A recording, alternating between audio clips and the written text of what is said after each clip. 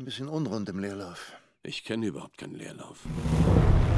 What I love about G.I. Joe's 3D is that it is an artistic tool to be used in the movie. You know, it actually has a lot of storytelling elements. It's literally like repainting your movie because it affects the whole experience. And so we had a great time converting G.I. Joe. Action!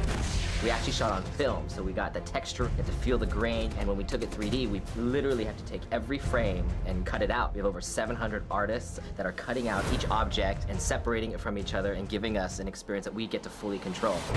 There's an extraordinary scene that we spent probably more time than any scene in the movie on, which was our ninja fight on the side of the Himalayan mountains. And it stands up against any action picture. You're thousands of feet up off the ground, so it really accentuates the experience of 3D. So that scene in particular is one that everybody's going to talk about. There are shots where they jump off this bridge, and it's a great shot in 2D, it's awesome. But in 3D, your body literally like jolts a bit. You get that vertigo feeling.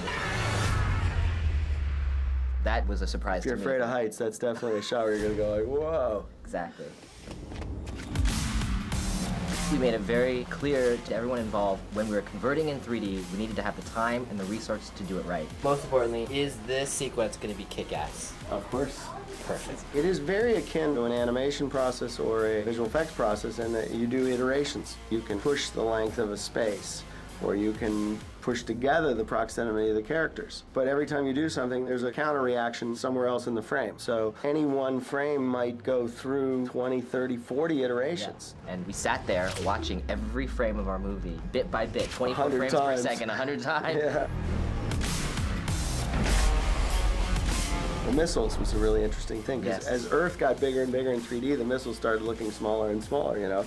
So then we're like, well, that's not the right thing, because hell on Earth is about to occur with these missiles. They got to have some scale. And John had this idea of taking the missile outside the frame, really. And so as an audience, you're sitting there, and the missile sort of goes right over your head and face. So then you really feel its sense of scale. And that's not something we could have done in 2D. Every little thing we're discovering dictates other things, like sound. Like suddenly when you have the thing coming up from this side of your head, now sound gets an idea, like, oh, we can make that thing fly right by your ear. What was so stunning for me was how much the technology has improved. You know, conversion got a bad name at one point in time, but it's a totally different ballgame now. The technology has gotten that good. The 3D experience has been a really amazing experience. We're a wide world adventure that takes you from the mountains of Himalayas to Japan, Washington, D.C., to desert in Pakistan. We really wanted to engulf the audience of our world. And with this control, dimensionalizing it, when the audience sees the movie, they'll feel that adventure. They'll feel like, wow, we just traveled around the world with the G.I. Joes. G.I. Joes aren't these little things on your bedroom floor.